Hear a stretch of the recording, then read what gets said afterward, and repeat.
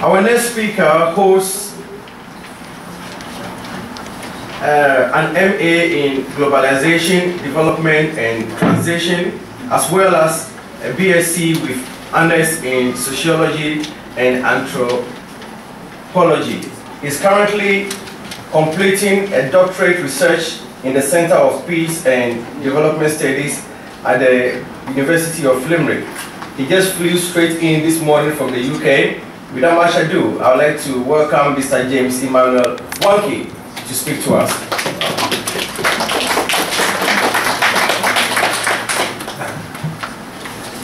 Thank you very much. I'm very glad to be here today, and I just want to apologize for coming in late. I actually flew from Bradford this morning to be here. And we all know around here, so as we can get sometimes. But it's always a pleasure to be here, and I am really, really grateful that I have an opportunity to come to a place like this and share my views. When I was first informed about the possibility of speaking at an event like this, was quite interesting and always is exciting. And then I was just talking to Vincent. 6 minutes is an extraordinary amount of time to handle a subject like this. And then I thought to myself, perhaps we should have a conversation. So everything I've done aside, and let us have a conversation. I think that as an African standing here and somebody who has lived and benefited from the largesse and generosity of the Irish spirit, I hold a particularly important place to be able to assess the relations between races in this country. I came here on an Irish Aid scholarship, and my story, like the stories of many other people here, Africans and Asians living in this country, is one that can sum up, I think, a clear picture of what experience here it is. Ireland has contributed significantly to the development of what we have as a global heritage today. The works of Irish priests and missionaries, of Irish educationists pioneering dusty terrains across Africa, extending hope and education and health to uncharted territories. Ireland's own history as a country has really, really experienced some of the vicissitudes of hardship and pain that I think is reflected in African experience.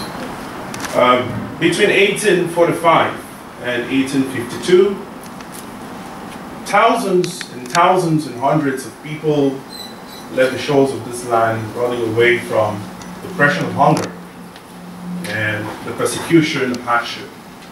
And in a port not too far from here, the Londonderry port, they embarked on a journey that was a little more uncertain. And for those of you who know about the Marie line, ships carried people from the shores to other countries to seek the same opportunity, the same privilege, the same better dream, which I think brings a lot of people to our shores today. So Ireland, amongst the community of nations, has a place to better appreciate the story of humanity and to be a leader in the fight against racism and in the fight against inhumanity in the world. That is the story of this country, which I think is a gift, but which unfortunately has not been very much celebrated because of some of the incidences here. Racism is real in Ireland, like in most of the countries in the world. But the reason we are having a conversation like this is because we expect more from Ireland.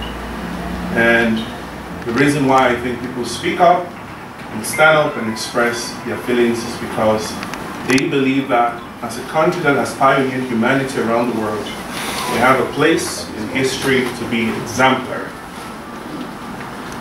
Once in a while, public consciousness is aroused by comments made by politicians. The Darren Scully case, cases by judges who have either generalized or essentialized on racial lines.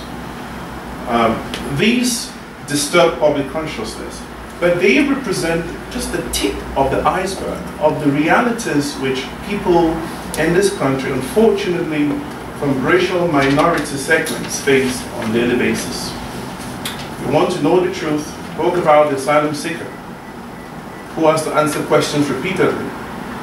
Whoever walks around suspiciously because they're not aware of the circumstances of their case.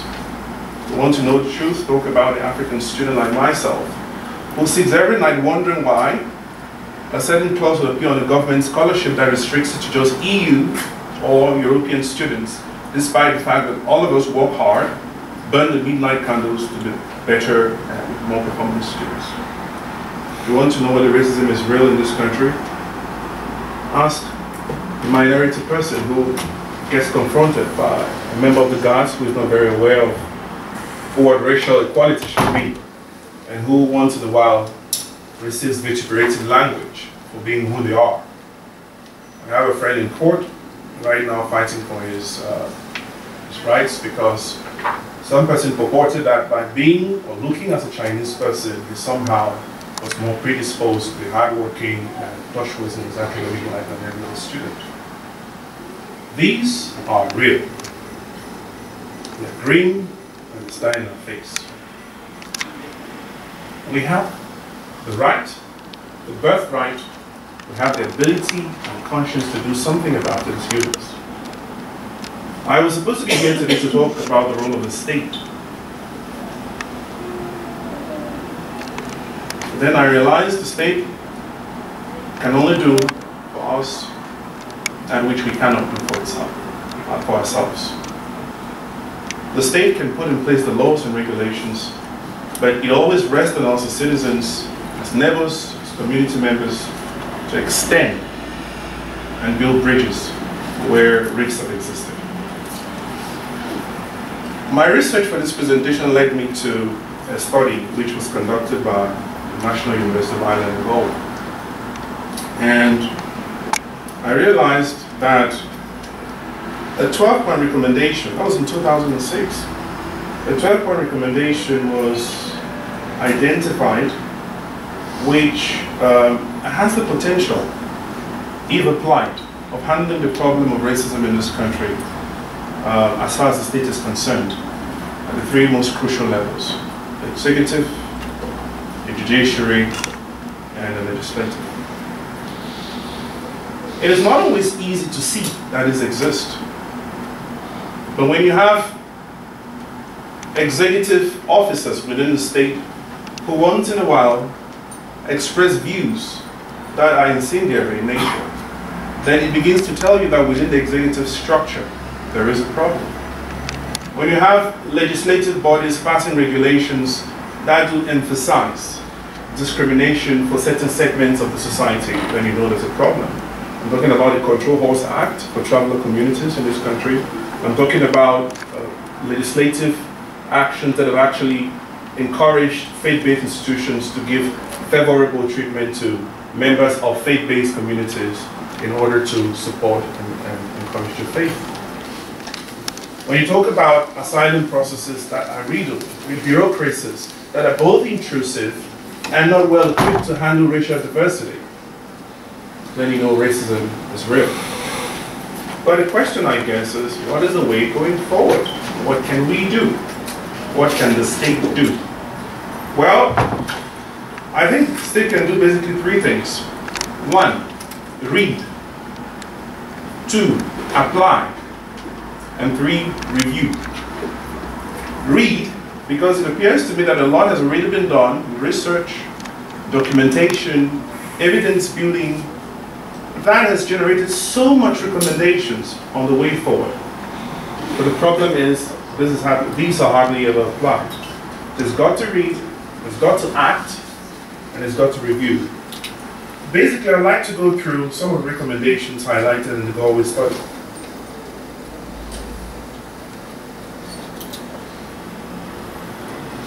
For those of you who would like to read it, it's entitled From Breaking Down Barriers, Tackling Racism in Ireland at the Level of the State and its Institutions.